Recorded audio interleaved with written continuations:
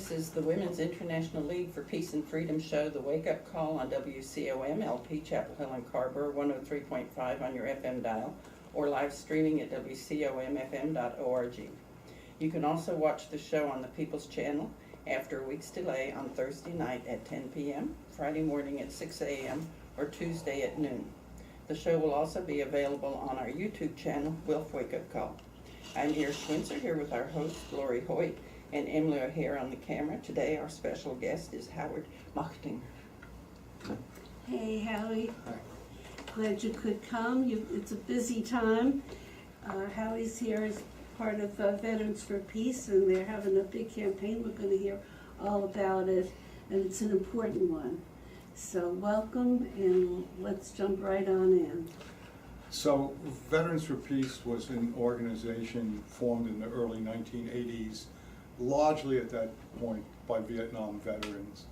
I'm actually not a veteran, I'm an associate member of the chapter, but I've been working with Veterans for Peace for 5 years on what we call the full disclosure campaign for an honest commemoration of the American war in Vietnam. Now, this was, what got us into this was in 2012, President Obama and the Pentagon declared a 50th anniversary commemoration of the war. And we felt like we had a slightly different take on the war than the Pentagon. And we wanted to make that public. We have a website at www.vietnamfulldisclosure.org, which has lots of stuff about an alternative view of the war. We've sponsored lots of activities in the last 5 years. And in fact, now we're having a campaign to honor, 1969 was a year of tremendous resistance to the war inside the armed forces. And so we have a campaign called Sir, No Sir, 50 Years of GI Resistance, going back to then, but also talking about resistance to the wars in Iraq and Afghanistan, and actually the countless wars that we can't even name that are going on now. And so Veterans for Peace initially was mostly Vietnam veterans, some World War II and Korean War veterans, but now consists of veterans of the numerous wars that have happened since then. Yeah, and that's what I think we just don't take it in, that somehow, and I don't know if people voted for that, but we're having endless wars. Yeah, I think, and I'll get to this later, that war has been normalized. Yes. And you know, when Vietnam happened, World War II was a big deal, Korea, but war didn't seem like a normal thing, and it was something of a shock. And well, let me jump right in. So next week at the Church of Reconciliation on Elliott Road, you know, not that far from Whole Foods, we're sponsoring a My Lai Memorial exhibit. And for those of you who don't know, and I know people of my age know what My Lai is, but when I talk to people under 50, really, they don't know what My Lai is. So let me start with that. My Lai was a massacre of some 500 people, mostly women and children, in a little village in Quang Nguyen province in Vietnam. And it happened in the context of the Tet Offensive. We can talk about that more later. But the Tet Offensive was a big moment in the Vietnam War. Now, when this massacre happened, no one knew about it except the people who were there for at least a year. And there was a soldier there named Ron Ridenhour, who he knew the people who engaged in the massacre. He had trained with them, but he himself wasn't there. But he had had his own experience of killings of civilians in Vietnam to alert him to this problem. And when he heard rumors about this massacre, he began to ask a lot of people he knew who had been there about it. And after he got out, he wrote letters to Congress, and to the military. The military initially did open some kind of investigation, but kept it totally private. And then it was only when a journalist named Seymour Hersh got involved that it became public. And what it revealed, that this was a war that in this moment was more an atrocity, that the war had been advertised as an attempt to bring democracy to Vietnam.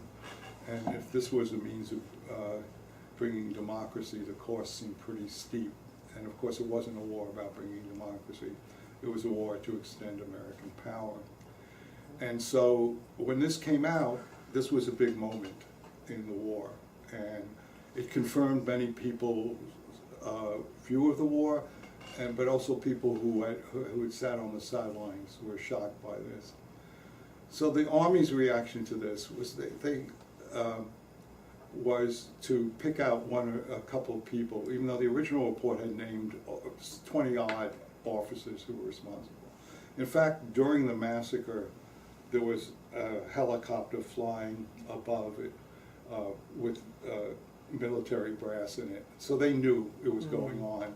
And they only stopped it 4 hours later after another soldier, another helicopter pilot named Hugh Thompson, saw what was going on. And he and his crew turned his guns on the American soldiers who were committing the massacre and told them if they didn't stop, he would fire on them. And in that part of the village of My Lai, the massacre stopped. And then he radioed in and told the powers that be what was happening, but it didn't stop the massacre. It was only later, after he'd evacuated some people, that finally they called an end to the massacre. But the other thing that happened was one of the platoons, there were actually 3 platoons that were involved, one that went into the village and did most of the killing. And you know, the killing consisted of just mowing people down, putting them in pits. I mean, really, you have to see the pictures to believe it. So one of the platoons went off to a different village a few kilometers away and committed another massacre the same day, which didn't get much coverage, and no one actually knows how many people were killed there. Ron Ridenour, so there are some people who were human about this, who had a human reaction to the massacre. There's Hugh Thompson, who tried to stop it and with some success, and Ron Ridenour, who exposed it. And what Ron thought was this was an operation, not an aberration. And the military tried to say, oh, well, there's this crazy guy, and it's his problem. In Ron's view, it was the end of the Tet Offensive, which was this massive uprising, which in fact, it had a kind of double effect. In the United States, Americans had been told, the war's almost over, U.S. is about to win, don't worry. And this put the lie to that because there were uprisings in 30 or 40 provinces in South Vietnam. For a while, people even occupied part of the U.S. Embassy. On the other hand, and so the effect on popular opinion was very powerful in the U.S. because people no longer It was a felt, shock, I remember. right, they didn't think light was at the end of the tunnel, to use the jargon of the time. But in fact, the NLF, the National Liberation Front, who the Americans called the Viet Cong, and the North Vietnamese did take tremendous casualties in the course of the fighting. And in Ron Ridenour's view, this was, they felt like, and there had been a month-long fight in the former imperial capital, Hue, which finally the Americans and the South Vietnamese recaptured.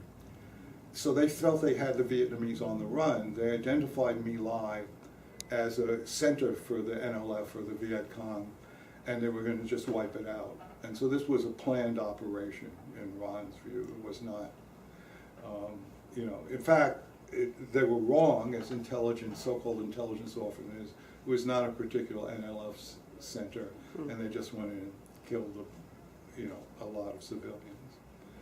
So why are we doing this now? It's 51 years later. It's actually Saturday, March 16th will actually be the 51st anniversary of it. And I think we need to look at the context around the war. And the main problem that the establishment and the military had with the war was not that at least 2 million civilians had been killed, millions of people's homes were destroyed. The term ecocide was termed to describe the attack on the trees and vegetation of Vietnam. This was a tremendous humanitarian catastrophe, and an unnecessary one. That wasn't what disturbed the military. Two things. One was the perception that the Americans had lost, and the demoralization of the military. And the third thing was that this might keep Americans from supporting future wars around the world, that this had been such a disaster that, you know, Americans wouldn't feel like they wanted to keep on this. So now here we are, 50 years later, and in fact, America is engaged in, as everyone knows, in Iran, still in Iraq actually, in Afghanistan, is talking about intervening in Venezuela, possibly Cuba after that, and our Secretary of State is talking about attacking Iran. So in fact, the so-called Vietnam syndrome, which was what was the problem of people not wanting to engage in wars around the world, seems to have been cured. And so the point of this exhibit is to remind people of what that war was like. And there's been a number of reframings of the war. So let me just go through them for a minute. First, Nixon tried to make the war about the POWs and missing in action, and saying, look, we have to save these poor people. He left out the logical point that there wouldn't be any POWs or MIAs if the war hadn't begun and hadn't been fought. But he reframed it as these were the victims of the war and we need to support them. And this notion of the American soldiers being the main victims of war has been reinvigorated over time. In 2012, when President Obama started this commemoration of the Vietnam War, let me quote his words. As we observe the 50th anniversary of the Vietnam War, we reflect with solemn reverence upon the valor of a generation that served with honor. We pay tribute to the more than 3 million servicemen and women who left their families to serve bravely a world away. They pushed through jungles and rice paddies, heat and monsoons, fighting heroically to protect the ideals we hold dear as Americans. So the real heroes, now obviously in battle there are heroes, and in fact American soldiers were manipulated, and you know, you could call them collateral damage to the war. Now this narrative has also been picked up by the much hyped Burns and Novick Vietnam War, and if you watch that closely over, you know, it was 18 episodes, it was kind of a marathon, you see where his energy lies is with, again, with the American soldiers. And you know, there's truth to his tale. They were lied to by presidents, they were manipulated by the generals, this is all true. But again, all these narratives divert attention to what happened to the Vietnamese. When I talk about the war, I often start with the point that seems trivial, is that the war in Vietnam happened in Vietnam. And we need to look at what happened in Vietnam to think about the war. And if you look at American movies or American culture, the American war is depicted as a psychodrama for the American consciousness. And the Vietnamese are left out. In fact, the only movie I can think of that really has Vietnamese who speak for themselves is Robin Williams' Good Morning Vietnam, which is a comedy. But most of them, either in Apocalypse Now, the Vietnamese are all crazy, or they're just not there, and what matters is the Americans. And so this American-centric focus, I think we need to look at again. And I think the other connection here that's really important is America's not going to run the world. And Vietnam was the first kind of signal that that was the case to most Americans. And I think it's really important that Americans come to terms with that, and understand, that they can't run the world, and putting up walls or starting more wars is not the solution to dealing with what the world is going to be like over the next 50 to 100 years. So this exhibit that Mac is bringing is an attempt to use art to engage with the horrors of war. So it's 40 plus panels that will be laid out, and for people to look at exactly what happened. And then there's going to be also a place for people to do some art in response to it, and engage in it in sort of what I would call nonlinear ways. And he's been going around the country with this exhibit. This will be the 12th city. You said Matt. Is it? That's the creator of it, Mac McDevitt. Oh, okay. He's the creator of the exhibit. Okay. And this will be I think the 12th city. And after here, he's going to New York with it. So this is part of a national tour. And he started with literally the 50th anniversary, which was last year. And part of what happened is a number of veterans went to My Lai. There was a big ceremony there on the anniversary. So this is in connection with all that.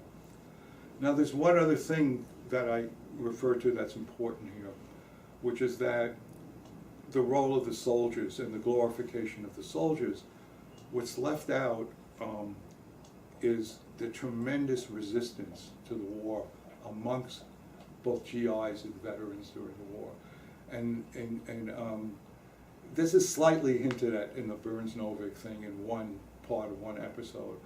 But this was the most massive resistance, to the point where historian David Courtwright says that by 1969 the Army really wasn't functional in Vietnam.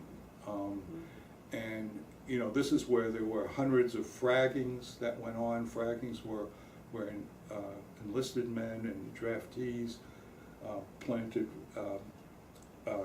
grenades to harm their officers who they thought were acting irresponsibly.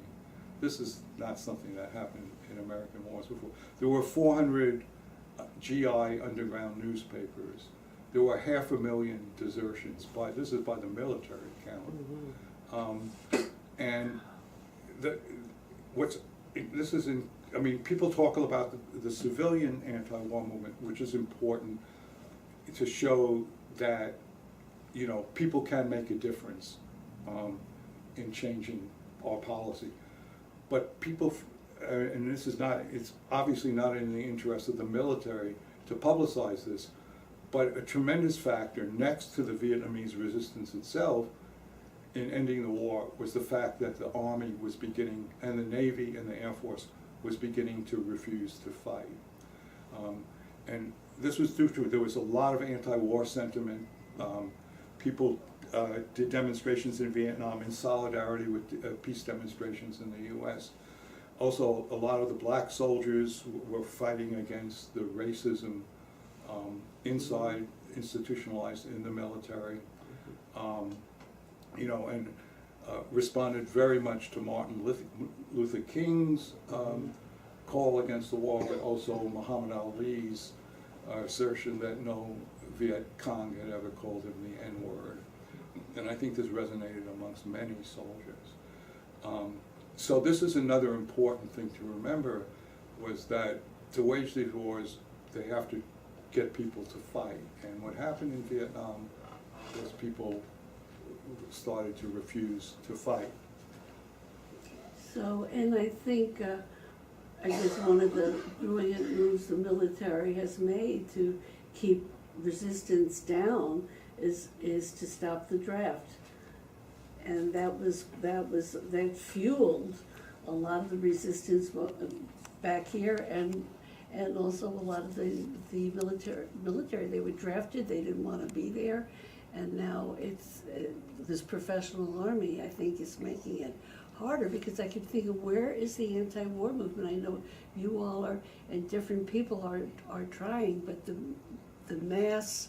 No, that's an excellent question, and we do need an anti-war movement. Yes. You know, the draft is an interesting question because it's meant that the Army consists of doesn't represent the population of the country.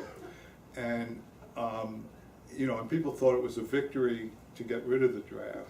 I know. And now, you know, like, I don't know if people, if the end of Michael Cohen's testimony registered on people, but he talked about the fact that he feared for a peaceful transition if Trump lost the election.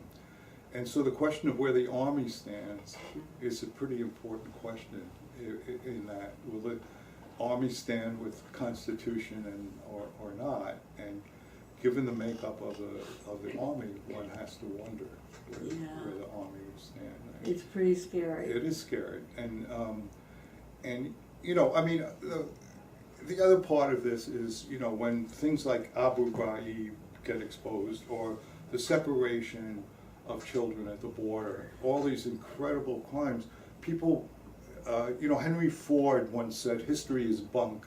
And I think a lot of Americans feel that way. So when something happens, they feel like, oh, how did this happen? It's unprecedented. And it's important to come to terms with the fact that there's a history of this. And it's more likely to repeat itself if people don't acknowledge it and confront it in some ways. This was what was so disturbing when President Obama talked about the CIA torture stuff. And he said, we don't want to look back, we want to look forward. And that was very rousing or whatever, but it's really a serious question because you can't come to terms with reality. You know, as the cliche is, the past is not past. And, exactly, and I think so many of us who had worked so hard to get him elected were so upset that he just brushed it off like that. And because if those people are not brought to account, it just leaves the door open for. Yeah, I'm not saying this to rag on Obama No, particularly. I don't either. I love him, but he made a lot of mistakes, and that Well, was I think you know, the national security state is very powerful, and he was thinking twice about tangling with them. Yes. If he went after the CIA, how would they respond to this? Yeah. So, I mean, we want to look at it as a structural thing in terms of, you know, ever since I think the development of nuclear weapons, the security state is very powerful and sets the terms for discussions. You know, so like My Lai, among other things, the Pentagon Papers exposed what this war was actually about and what it was. And so it took a lot of work for them to paper that over. But they're very persistent. I wish people on our side were as persistent. And you keep repeating something. You know, for instance, I know young activists who, when I tell them, you know, we didn't really spit on soldiers, they are shocked by that. You know, and in fact, that has been so, even Burns and Novak, even though the main theme of Burns and Novak is the antagonism between the civilian anti-war movement and the soldiers, he didn't include that because it's been so disproven. And, you know, and that's again why I bring up the centrality of the resistance of the people in the military. I mean, those were more working class than the civilian movement was. And in fact, most of the people who were resisting felt connected to the civilian movement here. Not that everything was perfect in relations between those movements, but people here also supported people and helped them readjust to society and so on. Yeah. So I think that's an important part of this as well. I think this exhibit, it's going to be the next week. Okay, let me just say the times exactly. Yes, let's get that. And We got a little bit of time. yeah, so it's going to open at on Thursday at 11 o'clock on March 14th. Oh, okay, in the morning, that's Yeah. good, I love that. And we're gonna have a sort of opening panel that evening at 7 o'clock, and there'll be a person speaking from Wilf, in fact. Lucy Lewis is gonna speak. Oh, great. And I'll speak, and Mac will speak. That'll be 7 and on Thursday. Right. And then we'll be, but the exhibit closes at 9. So people, after the panel, will be able to look at the exhibit. Then, same thing, open at 11 p.m. on Friday morning. We're gonna show Sir No Sir, a documentary about the resistance of GIs that'll blow people's mind, I think. It was made in like 2005, and we'll show that as the sort of evening event at 7 o'clock on Friday. And then we'll be open from 11 to 6 on Saturday. Okay, 11 to 6 on Saturday. 11 to 9 on Thursday and Friday, and 11 to 6 on Saturday. And it's at the Church of Reconciliation on North Elliott. So it's spread out so nicely so that you have many opportunities to go when it fits your schedule, and the parking should not be too bad, and this should be such a wonderful exhibit, and so accessible, and we're so lucky that it's going to be here, going on to New York. Yeah, I hope people come, yes. Yeah. And you know, we actually have a little room for people to sit and reflect, And, so with emotional support. Yeah. We'll have mentors there to talk with people about what's going on. Yeah. So we'll try to make it an experience that people can handle. And it's a good reminder to us and to inspire us to keep our work going, to stop these wars. I mean, and I think that it's been so quiescent, because most of us almost forget there's a war going on, We don't know people, because it's such a small group that are going, a lot of kids Well, from that's the other part of the rural point. parts of this country, it's, That's the other part of the point about the draft, which is yeah, it means everybody. people it's separated from people's consciousness. It's not, the thing that was important about Vietnam was people were talking about it over dinner in almost every household in the country. Absolutely. And I think they learned more from the other side learned more from the anti-war movement. Don't allow pictures of the bodies coming home. Don't allow any kind of independent press on the battlefield. Don't draft the kids of the middle class. Don't do any of that, so we can do what we want and people won't mind. Yeah, and it's not brought to our attention. That was in our living rooms. Every night you were glued to the television. Yeah. And and yet the Iraq War was a big disaster. Afghanistan is a big disaster. Yeah. These wars don't even work on the terms that they're put out for, and the civilian casualties are. And why enormous. these generals even get promoted? I mean, it's failure after failure. Yes, but they get to be on CNN, and the people who oppose the war Pontificate. aren't on there. Okay. Yes, Howard has got a big meeting to get to, and we're so delighted he could come in for this first part of our show.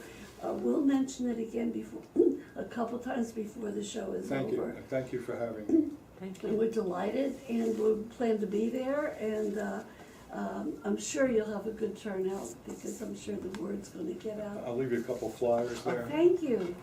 Take care. Yeah, you take care too, and good luck with this whole project. And Veterans for Peace are such a wonderful group. I remember when the Native people were fighting one of the pipelines, and I think the whole contingent of Veterans for Peace went in that freezing cold and stood with them. Our slogan is "Hang in there." Let's all hang in there. That's a terrific slogan. We're all in this together, and not to forget that. And, get home safe, and we'll keep in touch. Please. Yes, okay. This is Will's Wake Up Call on WCOM LP, Chapel Hill and Carver, 103.5 FM. You can stream us live at WCOMFM.org. So we're here and we're gonna be playing some music, but we do have some announcements to make. One thing I always forget, and the end of the show happens and takes me by surprise. I just want to let our listeners know that next week on March 13th, we're going to have Mae McClendon, who works with youth leadership with young people, and I think they're working on the, what are they working on? I think what is that, March for Food? What do they do on that at our church, Emily? What is that, well, anyhow. Crop walk. Huh? The crop walk. Thank you. That's what happens when you get old. Words leave your fuzzy mind. Yes, and so I think a lot of them are going to be working on that, so we'll find out more about that. The following week, that's the week of Worldwide Water Day. And so we're very delighted that our friend Lib has arranged for us to have a Haw River keeper on, Emily Sutton. So we're going to be talking a lot about water that week. And that Saturday, the 23rd, that's the 20th, that she'll be on, I think the 21st or 22nd is Worldwide Water Day. And on that Saturday, the 23rd, Wilf is having a whole festival about water at Bowling Creek. There's going to be a walk to meet at 10 o'clock at the Umstead Park, and then people are going to take a walk down alongside the river to see where they paved paths almost up to the water's edge, which is so terrible for the environment. But it'll be a pretty walk along the river, and they're going to have children's activities. There's going to be music, so it's going to be celebrating water, how we need to love it, how we need to protect it. And so that's going to be a big week on water. And then, let's see, maybe we'll play some music, so I'm not just doing announcement after announcement, and then take some breaks, and I'll